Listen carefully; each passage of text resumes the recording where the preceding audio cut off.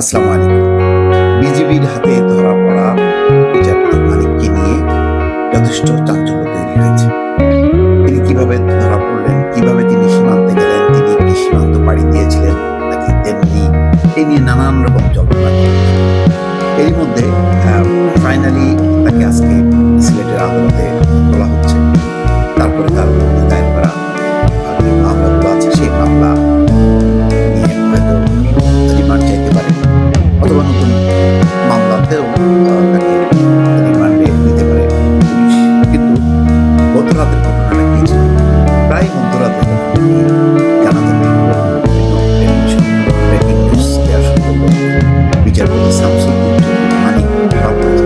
বেশ একটা চাঞ্চল্য তৈরি হয় মানুষের মাঝে।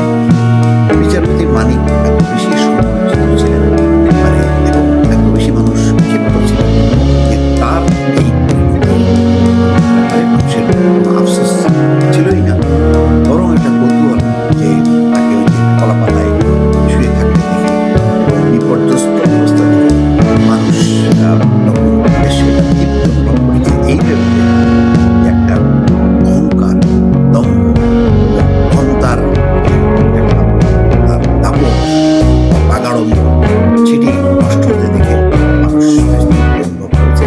তার মনে হচ্ছে এটা একটা প্রকৃতির প্রতিশোধ বা আল্লাহ তাআলা মানুষকে কখনো কখনো দুনিয়াতেই শাস্তি দেন, তারই হয়তো তো পুলিশের কাছে হস্তান্তর হয়েছে এবং সিলেটের আদালত কি ঘটেছে। শুক্রবার স্থানীয়দের সহযোগিতায় সিলেটে কানাইঘাট উপজেলার দনা সীমান্ত এলাকা থেকে তাকে আটক করে বিজিবি সদস্য। তিনি কিভাবে গেলেন তা নিয়ে ডেইলি স্টার ছেপেছে। সেখানে যেটি দেখা যাচ্ছে যে বিচারপতি মানিককে আটকের সময় এবং পরবর্তীতে সীমান্তবর্তী বিজিবি ক্যাম্পে অবস্থানের সময় ধারণ কিছু ভিডিও ছড়িয়ে পড়েছে। সেখান থেকে কিছু যে তিনি একটা বলছেন যে আমি কি আর কষ্ট করে ভারত এসেছি বাংলাদেশে যাওয়ার জন্য, তারপর ভারত।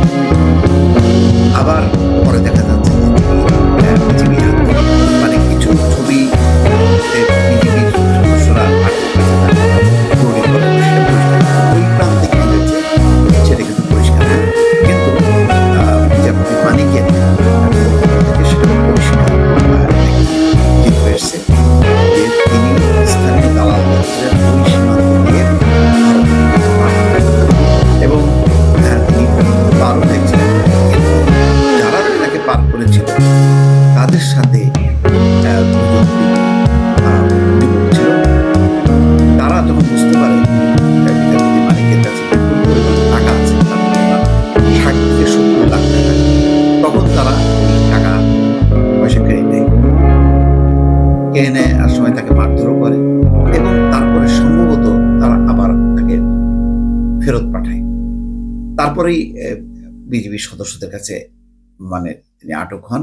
আটকের পরেও কিন্তু তার কাছে কিছু টাকা ছিল, সেই টাকা বা তিনি ছিলেন বিজিবির সদস্যদের। তখন বলেছেন না, আমাদের কোনো টাকা পয়সা লাগবে না। এবং তার কাছে কি আছে? তখন তার কাছে আছে দুটি পাসপোর্ট, একটা ব্রিটিশ পাসপোর্ট, একটা বাংলাদেশি পাসপোর্ট আছে। তার কাছে ডেবিট বা ক্রেডিট কার্ড আর এই 30-40 হাজার টাকা। কিন্তু বাকি যে মানে মূল যে টাকাটা 60 থেকে 70 লাখ টাকার পরিমাণ যেটি উল্লেখ করে সেটি তারা নিয়ে গেছে। অর্থাৎ যারা কন্ট্যাক্ট করেছিল তারা নিয়েছে সত্য, কিন্তু নিয়ে তাকে মারধর করে টাকা পয়সা নিয়ে চলে যায়। তারপরে কারা তাকে বাংলাদেশের ভেতরে পুশব্যাক করালো সেটা কিন্তু পরিষ্কার বোঝা যাচ্ছে না যে কি হয়েছিল। মানে মানে দালালরা নিয়ে গেল, নিয়ে যে আবার ফেরত পাঠালো সেটাও বোঝা যাচ্ছে না। এখানে আমার ধারণা যে হয়তো কোনো একটা কারসাজি আছে, হয়তো একেবারে সীমান্ত ঘেঁষা যারা তারা হয়তো জিনিসটা তাকে এক অর্থে তার কাছে টাকা পয়সাও নিল, আবার তাকে যেতেও দিল না, এমন একটা কিছু করতে পারে। যে ভিডিওগুলো বিশ্লেষণ করে দেখা যাচ্ছে যে স্থানীয় ইউনিয়ন পরিষদ সদস্য নাজিমুদ্দিন এবং অন্যান্য বাসিন্দাদের সঙ্গে কথা বলে জানা যায় বিচারপতি মানিক বৃহস্পতিবার সীমান্তবর্তী সীমান্তবর্তী ওই এলাকায় আসেন, অর্থাৎ দনা সীমান্ত এলাকায় আসেন এবং দালালদের সহযোগিতায় দেশের সীমানা পেরিয়ে ভারতের অভ্যন্তরে প্রবেশও করেছিলেন, ঢুকেছিলেন। এটা সত্য। ওই জন্য একটা কথা দেখবেন, বলছেন না যে আমি এত কষ্ট করে এসেছি বাংলাদেশে ফেরত দেওয়ার জন্য। আর বাংলাদেশে যেমন তাকে বলা হচ্ছে যে আপনি ভারতে কেন যেতে চেয়েছিলেন, তখন তিনি বলছেন যে ভয়ে। তখন বলা হচ্ছে কার ভয়ে? বলে প্রশাসনের ভয়ে। আচ্ছা, সূত্র বলছে যে দনা সীমান্তবর্তী পাতিছড়া গ্রামের এক দালালের সহযোগিতায় বৃহস্পতিবার সেখানে যান এবং শুক্রবার বিকেলে দিকে ওই ব্যক্তি তাকে ভারত সীমান্তের ভেতরে নিয়ে যান। ওই ব্যক্তির বাড়ি একেবারে সীমান্ত ঘেঁষা হওয়ায় তিনি নিজে নিয়মিত ভারত প্রবেশ করেন এবং তার সহযোগিতায় বিভিন্ন মানুষ সীমান্ত অতিক্রম করে থাকেন বলে জানিয়েছেন স্থানীয়। সামাজিক যোগাযোগ মাধ্যমে পাওয়া একটা ভিডিওতে দেখা যায় বিচারপতি মানিক কলা পাতার উপর শুয়ে থেকে কয়েকজন ব্যক্তির সঙ্গে কথা বলছেন। তখন বলছেন, টাকা পয়সা আমি দিব, আমার ভাই বোন দেবে, আমি এদেশে এত কষ্ট করে এসেছি কি বাংলাদেশে ফেরত যাওয়ার জন্য?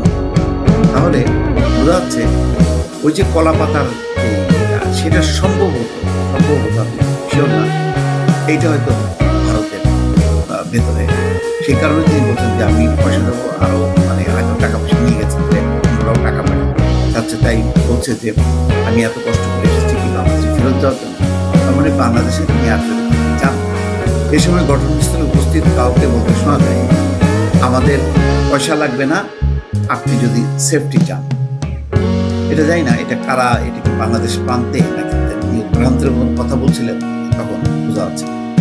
পরবর্তীতে বিজিবি ক্যাম্পে ধারণ করা আরেকটি ভিডিওতে দেখা যায় বিচারপতি মানিকের গলায় গামছা বেঁধে তাকে জিজ্ঞাসাবাদ করা হচ্ছে। জিজ্ঞাসাবাদের বিভিন্ন প্রশ্নের উত্তরে তিনি সীমান্তে প্রতারিত হয়েছেন বলে উল্লেখ করেন এবং জানান যে দালালদের সঙ্গে 15,000 টাকা চুক্তিতে সীমান্ত পার করে ভারতে প্রবেশ করেন। তারা তাকে মারধর করে তার কাছ থেকে 60-70 লাখ টাকা, মোবাইল ফোন এসব নিয়ে পালিয়ে গেছে। এখন তার কাছে বাংলাদেশি ও ব্রিটিশ পাসপোর্ট, ব্যাংকের ক্রেডিট কার্ড ও কিছু টাকাও আছে। স্থানীয়রা জানিয়েছেন দালালরা তাকে সীমান্ত পার করে দিতে চুক্তি করেছিল। তারা তাকে সীমান্তের ওপারে নিয়ে তার কাছ থেকে টাকা লুট করে নিয়ে গেছে। আচ্ছা, পরে বিজিবির সহায়তায় তাকে সীমান্তের ভেতরে নিয়ে এলে তাকে আটক করে। তার মানে ওই যে দালালরা তাকে নিয়ে গেছিল সেই দালালরা আবার তাকে পুশব্যাক করে। আটকের রাতে বর্ডার গার্ড বাংলাদেশের জকিগঞ্জ ব্যাটালিয়নের অধিনায়ক লেফটেন্যান্ট কর্নেল খন্দকার আসাদুল নবী জানান, সীমান্ত হয়ে ভারতে অনুপ্রবেশের সময় তাকে আটক করা হয়। আইনানুগ প্রক্রিয়া শেষে তাকে পুলিশের কাছে হস্তান্তর করা হয়। যাই হোক, ওই সময় দেখেন ওই যারা গলায় গামছা বেঁধে বলছিলেন যে আপনি না ওই চ্যানেলের দীপ্তি চৌধুরী, তখন সাথে সাথে সে আবার বলছে যে না আমি ক্ষমাও চেয়েছি। তারপর বলে আপনি তো টক শোতে খুব, যে বাকি কথাটা শোনা যায়নি, তবে তাকে যে মারধর করা হয়েছে সেটা আবার তিনি জামাটা উঁচু করে দেখাচ্ছিলেন তাকে যে মারধর করা হয়েছে। সবচেয়ে বড় কথা বলে শেষ সময় একেবারে হাসিনার পতনের শেষ সময় দিকে যখন ছাত্র আন্দোলন তুঙ্গে এবং আবু সাইদ মারাও গেল, এই আবু সাইদের প্রসঙ্গটা তুলে যে চ্যানেলের সঞ্চালক দীপ্তি চৌধুরীর সঙ্গে যে আচরণ করেছিল সেই আচরণটা তাকে আবার নতুন করে বিতর্কের মধ্যে।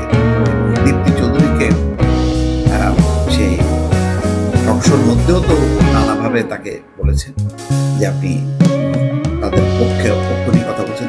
আর পরে যখন শেষ হলো সেই ভিডিওটাও দেখা যাচ্ছে যে রাজাকারের বাচ্চা বলছেন বলে চিৎকার করে উঠলেন এবং তখন দীপ্তি চৌধুরী বলল যে আমি মুক্তিযোদ্ধা ঘরের সন্তান, আমাকে রাজাকার বলতে পারেন না। তারপরেও তিনি যে রাজাকারের বাচ্চা বলছিলেন।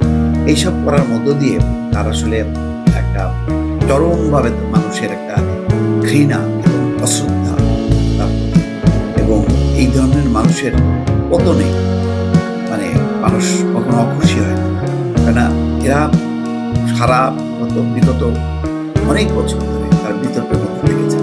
তারা সরকারের এত বেশি পদলেহন করেছে এবং এত বেশি বিতর্কিত কথা বলেছে, প্রতিপক্ষকে রাজাকার, তারপরে স্বাধীনতা বিরোধী করে গালাগালি করা, তারপরে একেবারে অসম্মান করা, জিয়াউর রহমানের বিরুদ্ধে অসম্মান করার কারণে মামলাও হয়েছে। তো মানে এটা যেভাবে ঘৃণা ছড়িয়েছে মানে প্রতিপক্ষের বিরুদ্ধে, এটা অকল্পনীয় ব্যাপার। একজন বিচারপতি এ মানুষ যেভাবে দেখে, শ্রদ্ধা দেখে, এই মানুষটার প্রতি মানুষ সবসময় ঘৃণার চোখে দেখেছে এবং শেষ সময়েও মানে যখন ছাত্রদের রক্তের রাজপথ রঞ্জিত হয়েছে,